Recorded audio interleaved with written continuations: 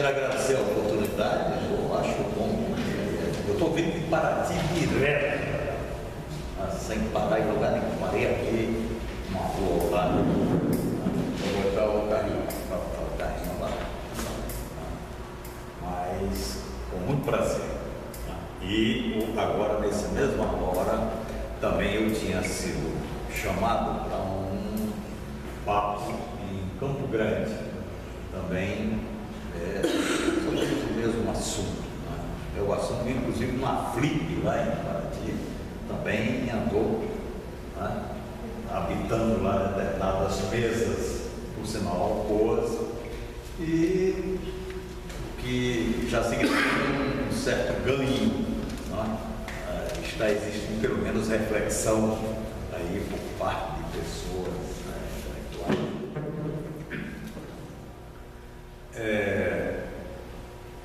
Tem uma coisa que está acontecendo no mundo inteiro, quer dizer, o que acontece aqui, o que aconteceu aqui, está acontecendo ainda na cidade do Rio de Janeiro. No fundo, isso daí, no mundo inteiro, a gente está assistindo esse tipo de manifestação, ou manifestações, o que significa um certo esgotamento da paciência, um esgotamento da compreensão das pessoas, que de repente resolveu se manifestar. Eu sempre falo que tudo que está acontecendo, mas o que é isso? Nada mais, nada menos do que o rompimento de um dique que há muito tempo segurava demandas as mais variadas possíveis, reprimidas. Então, rompeu-se o dique e saia da frente, porque o que vem é a avalanche. E é isso que a gente está assistindo aqui na cidade do Rio de Janeiro. Interessante que as pessoas, mas por que está falando? Porque estava todo mundo sabendo o que estava acontecendo. Quer dizer, o Paulo, quando se referiu aí das nossas lutas, da nossa militância, quer dizer, não é de hoje. A gente já fez parte de outros tempos onde também estivemos nas ruas, conseguiu avanços, mas de repente vem quase que como um retrocesso, pelo menos da política, ou pelo menos da democracia representativa, que hoje essas manifestações estão explodindo nas ruas também. A cidade do Rio de Janeiro, hoje, ela funciona mais ou menos como um laboratório. Laboratório para isso que nós estamos assistindo. A cidade se preparando para receber, para acolher mega eventos. Essa é a justificativa apresentada pelos governantes para esse rebuliço que está se fazendo nas nossas cidades. Mas, no fundo, não é bem isso que acontece. Isso daí é mais ou menos, eu sempre falo, é uma história que começa na década de 60, na cidade de Boston. Então, ao lado do centro tinha uma área abandonada, processo de degradação, e o prefeito assumiu, e o que vamos fazer com isso daqui? Então ele não sabia, mas de qualquer maneira ele resolveu, por exemplo, colocar um aquário. E esse aquário realmente foi um maior sucesso. E aquela área que estava em processo de degradação começou a adquirir um outro perfil, começou a adquirir uma vida, e isso daí alertou muita gente. Ele teve, inclusive, que fazer um aquário maior em outro lugar, porque a demanda lá que existiu o adequado não atendeu. Então, havia realmente uma revitalização desta área. Isto daí começou o pessoal. Aí o que acontece? Logo o capital se manifesta. O capital se manifesta na sua lógica, né? de reprodução e acumulação, e vanguardeado exatamente pelo setor imobiliário. Então, depois teve uma experiência na década de 70, Baltimore, pega a zona portuária e realmente faz também renovações e redesenhas e cria novas centralidades, e depois vem Docklands na Inglaterra, depois vem Barcelona, e depois vem Porto Madeiro, aí chega no Rio de Janeiro. Quer dizer, a lógica é a mesma. Prepara-se a cidade do Rio de Janeiro para ser uma cidade elitizada, mercantilizada as nossas vidas, mercantilização de tudo que existe na cidade do Rio de Janeiro. Aquele Felipe de Góes, é um jovem que foi secretário de Desenvolvimento Econômico do Eduardo Paes. Na posse do Eduardo Paes deu para o Felipe de Góes, dizia assim: esta é a pessoa ideal para vender a cidade do Rio de Janeiro lá fora. Quer dizer, então, a lógica que está na cabeça dessas pessoas é cidade, mercadoria. Tudo que tem é para vender. Então, hoje, por exemplo, se você conversar com determinados técnicos da prefeitura, eles explicando para você ou discutindo com você determinados projetos, então, de repente, eles falam que a clientela, essa palavra clientela está exatamente substituindo a cidadania. Quer dizer, desaparece o cidadão e é substituído por cliente. Tá? Então, é uma lógica. E aí, é claro que no Rio, de uma experiência para outra, por exemplo, o que aconteceu em Boston e depois foi para Baltimore, já há um certo aperfeiçoamento nos modos de fazer esse redesenho urbanístico da cidade. De Boston para Docklands, mais aperfeiçoamento. Então, quando chega aqui no Rio de Janeiro, então a coisa está num grau, digamos, um certo bem avançado de aperfeiçoamento, a coisa que não está refinada. E eu sempre falo, o que é esse refinamento? O refinamento é simplesmente tudo que está acontecendo montado em cima de uma articulação feita com muita competência, onde essa articulação está assentada num tripé. A primeira perna do tripé vem ser os grandes e enormes interesses econômicos, estão aí por detrás de tudo isto. A outra perna do tripé, os governantes dos três níveis, federal, estadual e municipal. E a outra perna do tripé, a mídia, que entra dentro das nossas casas todo dia, toda hora, sem pedir licença de trabalho imaginário das pessoas. Então nós temos, para vocês terem noção, o Eduardo Paes, logo que assumiu, fez uma visita ao presidente do Tribunal de Justiça em Sveio, daquele de Niterói. O objetivo da visita era tentar convencer o presidente do Tribunal de Justiça a ser flexível naquilo que as legislações exigiam no caso das remoções que ele estava pretendendo fazer. Então, você tem um judiciário que está satisfeito com tudo isso que está acontecendo. E para falar a verdade para vocês, as pessoas, a população, se você perguntar, ela acha que realmente depois que 2016 vai todo mundo viver no paraíso. E não é bem assim que a banda toca, não é bem isso que vai acontecer. O custo vai ser muito alto. Aliás, o custo já está sendo muito alto. Já está sendo muito alto. E tudo isto é feito sem o mínimo diálogo com os moradores, com a população da cidade. O diálogo existe única e exclusivamente com aqueles interesses que eles representam. Tá? O Eduardo Paes, eu não vou falar do Rodrigo, que eu não conheço muito bem, mas o Eduardo Paes é uma boa pessoa para você beber uma caipirinha, agora, o que acontece é o seguinte, eu sempre falo, eu já foi vereador comigo, inclusive,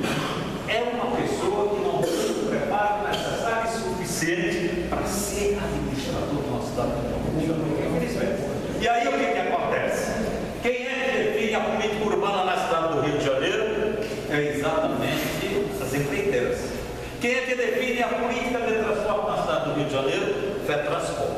Quem é que define a política de saúde na cidade do Rio de Janeiro? Indústria farmacêutica. E por aí vai. Quer dizer, não é aquela pessoa que diz: eu sou prefeito da cidade do Rio de Janeiro, eu entendo de cidade, busco fazer isso assim, de acordo com determinada lógica, estou seguindo os rumos do que vem acontecendo mais ou menos. Não é nada disso. Então, o que a gente assiste e o que a gente vê, as intervenções urbanas que estão acontecendo na cidade do Rio de Janeiro, a obra está andando na frente do projeto. Ausência total de planejamento. Como é que uma pessoa administra na cidade do Rio de Janeiro sem planejamento? E esse negócio do planejamento, por exemplo, na prefeitura, tinha órgão do planejamento. E esses órgãos foram desmontados a partir do Conde, secretário de urbanismo. Começou a se desmontar. Tinha lá, era Superintendência de Planos Locais. Superintendência de Planos Locais foi sendo desmontada, hoje não tem. Por quê? Porque eles entendem que não precisa de planejamento. A administração se dá através de intervenções pontuais. E as intervenções pontuais têm um viés autoritário, as intervenções pontuais tornam difícil realmente a fiscalização, o acompanhamento delas, e as intervenções pontuais darão privilégios a quem sempre teve privilégio na cidade. Então está tudo redondinho, Quer dizer, se as pessoas não se dão conta, mas, por exemplo, o negócio que eles chamam de Rio Maravilha, revitalização da zona portuária, primeiro, não é revitalização da zona portuária, porque na zona portuária tem vida, na zona portuária tem gente morando, tem gente trabalhando, tem gente circulando e tem gente se divertindo. Quer dizer, nós sempre defendemos que aquela área devia ser reabilitada. Mas eles colocam essa palavra revitalização e aí começam a fazer as coisas sem conversar com os moradores, mas atendendo àquilo que eles pretendem fazer da cidade. E aí sai de baixo. Então sai derrubando casas, entendeu? E quando começa as manifestações de mobilizações, por exemplo, há muito tempo não, mas pelo menos uns 2 meses eu venho participando de reuniões e discussões em Magalhães Parque, porque simplesmente a Transolinca, o eixo traçado, o seu traçado, derrubava mais ou menos 200 casas, depois foi reduzido para 80, e dizem hoje que 50 por lá, o pessoal se mobilizou, e foi em Brasília, fez tudo isso, aquilo, conclusão, resolveram mudar o traçado. As primeiras conversas era impossível de alterar esse passado. Então, é claro, se você não conversa com ninguém, a gente denuncia o tempo todo, porque nós nunca ficamos calados, nós ficamos denunciando o tempo todo. A perimetral do Rio de Janeiro, a derrubada da perimetral, a gente sempre condenou e achava um crime isso que está se fazendo. O curso de arquitetura da UFRJ preparou um projeto alternativo que não precisava você derrubar a perimetral. Você dava todo um tratamento urbanístico, isso daí, Promenade na França tem um projeto semelhante, Parque Highline em Nova York, Manhattan tem um negócio semelhante, entendeu? Então, tirava exatamente o tabuleiro, deixava as vigas transversais, olha o que você fazia. Fazia veículo leve sobre trilho, saindo de Santos Dumont, indo para o Galeão, no trajeto várias estações, em cada estação todo o tratamento urbanístico no entorno, onde você começava a dar vida a lugares que na cidade não tem vida atualmente. Isso foi rejeitado totalmente. Rejeitado, porque não quis nem saber. Vila Autódromo é conhecida de muito tempo, porque um pessoal que está lá briga, vai para a luta, tem conseguido até hoje realmente estar no seu lugar. Né? Eles têm nas suas mãos uma coisa que chama-se direito real de uso. É quase como um título de propriedade. Né?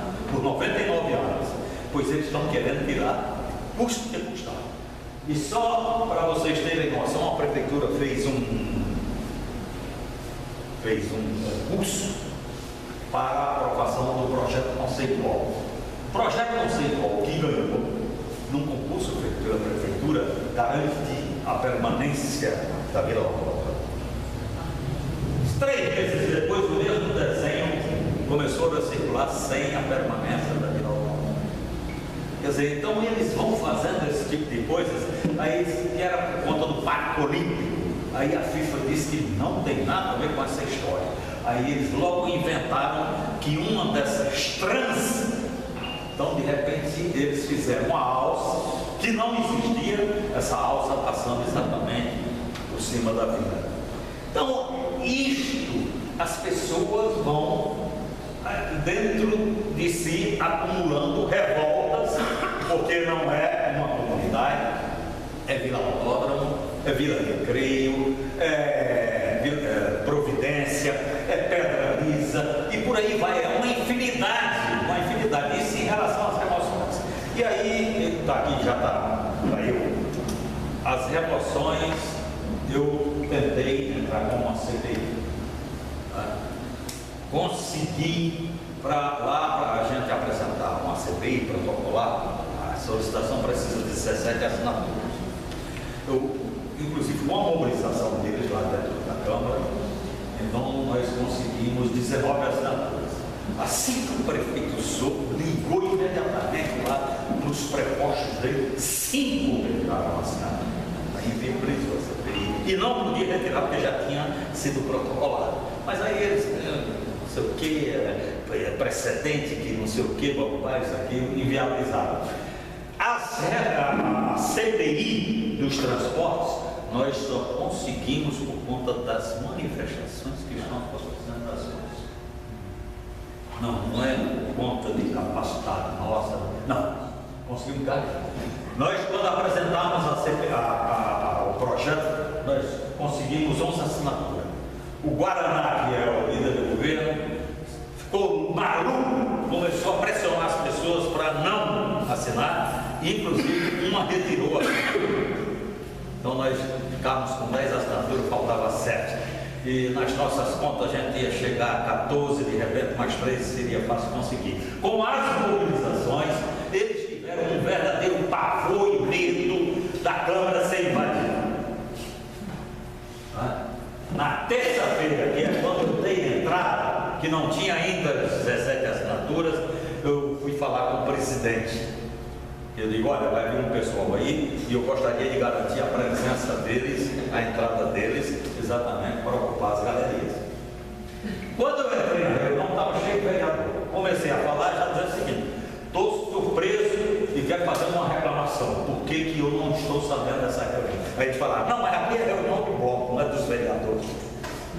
Então era uma reunião do bloco. Mas tinha outras pessoas que não eram do bloco, então eles fizeram toda uma falação para cima de mim e eu respondi dizendo que eu gostaria que tivesse sessão, porque eles não queriam fazer a sessão.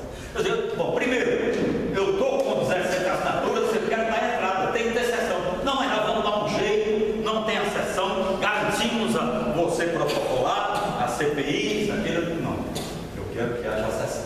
Para abrir a sessão tem que ter 7 assinaturas. Cheio de e foi, olha, suaves para chegar nas 7 assinaturas. Quando chegou nas 7 assinaturas, aí o pessoal dele entrou, isso, aquilo, e fizemos uma bela manifestação, entregamos pronunciamentos, entendeu? O que garantiu, inclusive, que vai ter realmente uma presença durante as audiências públicas dos trabalhos da CPI. Porque se não for com a participação das pessoas lá e a imprensa informando o que vai estar acontecendo, isso daqui pode terminar em pizza, como eles falam.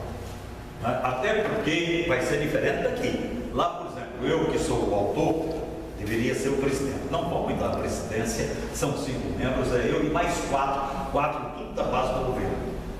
Então vai ser pauleira, então também tem uma certa experiência, isso, aquilo, vai ser difícil os caras me enrolarem, não vão enrolar.